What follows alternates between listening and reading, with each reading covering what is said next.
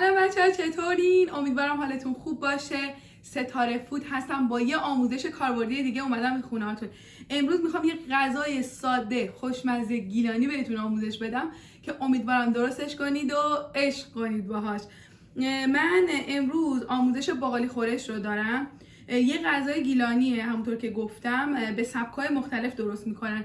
اصلی ترین جزء این غذا، این خورش، باقالیه که باید باقالی کشاورزی باشه. خیلی‌ها با باقالی مازندرانی هم درست میکنن و اونجوری دوست دارن، ولی خب اصیل گیلانی با باقالی، حالا موقع ویدیو بازم بهتون نشون میدم، باقالی کشاورزیه که تو 2 فصل کش میشه، هم بهار هم پاییز.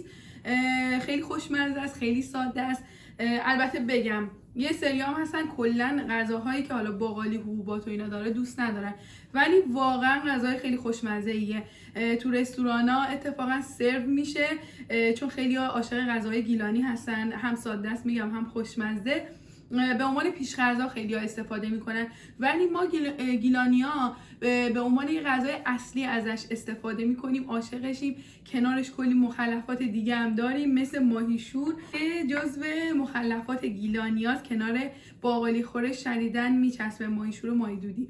بریم برای مواد مورد نیاز این خورش خوشمزه. نیاز داریم به باقالی کشاورزی، شوید خشک. خیلی ها شوید تر میریزن ولی اون خوشمزگی که به نظر من باید داشته باشه رو نداره، پس حتما از شوید خشک استفاده کنید. تخم مرغ نیاز داریم، بعضیا اینو جدا سرخ میکنن اضافه میکنن، یا اینکه میتونید همینطوری به خورشتون اضافه کنید. در انتهای کار بهتون باز میگم. سیر داریم، سیر له شده که باید سرخش کنیم. از سیر سرخ شده استفاده نکنید، سیر رو له کنید، همزمان که میخواین غذا رو درست کنید یه کوچولو سرخش کنید. زردچوبه و نمک. برنجم که من از قبل آب کشیدم، نمک ریختم و قراره آب کش کنم. خیلیا با این غذاهای محلی برنج کته دوست دارم، برنجی که کوچولو له شل، یا حالا نمیدونم چی دقیقا بهش میگن همه، من ولی دوست ندارم، دوست دارم برنجش آبکش باشه.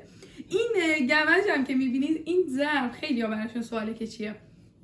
این ظرف بهش میگن گمج، یه ظرف سفالیه که روی حرارت زیادم میمونه، فقط قلق داره. اول باید حرارت کم باشه که ظرف داغ بشه، بعد هر چقدر زیاد کنی هیچ اتفاقی براش نمیفته. سوغات آستانه است و خیلی ها به خاطر این سبک و حالتی که داره عاشقشن. غذا خورشتا توش فوق العاده میشه، به هیچ عنوان غذای خشک داخلش درست نمیکنن چون که زود ته میگیره. غذای آبدار عالی میشه و من قراره داخل این گمج بهتون آموزش بدم که چطوری باقالی خورش خوشمزه درست کنیم. بریم پای گاز. همونطور که میبینید قابلمه رو گذاشتم رو حرارت، یه کوچولو داغ بشه. روغن رو اضافه میکنم به همراه سیر که یه کوچولو تفتش بدم و سرخش کنم. سیر رو که یه کوچولو تفت دادید میتونید باقالی رو اضافه کنید. باقالی کشاورزی به این شکله که 2 تا پوست داره. پوست اول رو میکنیم، خیلی ها با پوست دوم داخل فریزر میذارن، هر وقت نیاز داشتن در میارن و پوست میکنن، ولی من همیشه آماده میکنم میذارم داخل فریزر که موقع عجله داشتم خیلی سریع بتونم غذا درست کنم. این باقالی رو که اضافه کردیم تفتش میدیم، شویدم اضافه میکنیم، شوید خشک خیلی خوشمزه ترش میکنه، به همراه زردچوبه و نمک. دوستای عزیزم خوشحال میشم که کانالمون رو سابسکرایب کنید، زنگوله رو فشار بدید که وقتی آموزش میذارم شما اولین نفر باشید که میبینید. بعد از اینکه زردچوبه و نمک هم اضافه کردیم یک کوچولو تفتش میدیم تا کاملا موادش با هم مخلوط بشه. بعد از اینکه حسابی تفتش دادید زمان اضافه کردن آبه. بچه‌ها من همیشه آب سرد استفاده میکنم آب اضافه میکنم. یه بند انگشت بیشتر از خود مواد خیلی نریزید، چون زمان پخت باقالی ها له میشن. فقط یه بند انگشت بیشتر از خود اون باقالی ها داخلش آب بریزید. حرارت رو اول زیاد کنید تا شروع به جوشیدن کنه، بعد کم کنید تا با شعله خیلی ملایم جا بیفته و باقالی ها پخته بشن. حدوداً یه 20 دقیقه تا نیم ساعت زمان میبره.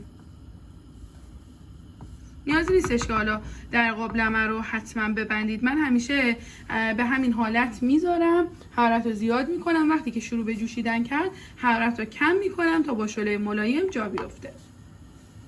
وقتی که شروع به جوشیدن کرد کفایی روی سطحش ایجاد میشه که باید خیلی با حوصله برش داریم و بعد حرارت رو کم کنید تا با شعله خیلی ملایم جا بیفته. خورش که جا افتاد میتونید تخم مرغ رو اضافه کنید. حالا یا مثل من تخم مرغ رو جدا سرخ کنید داخل خورش بریزید، یا اینکه همینجوری مستقیم داخل خورش بریزید.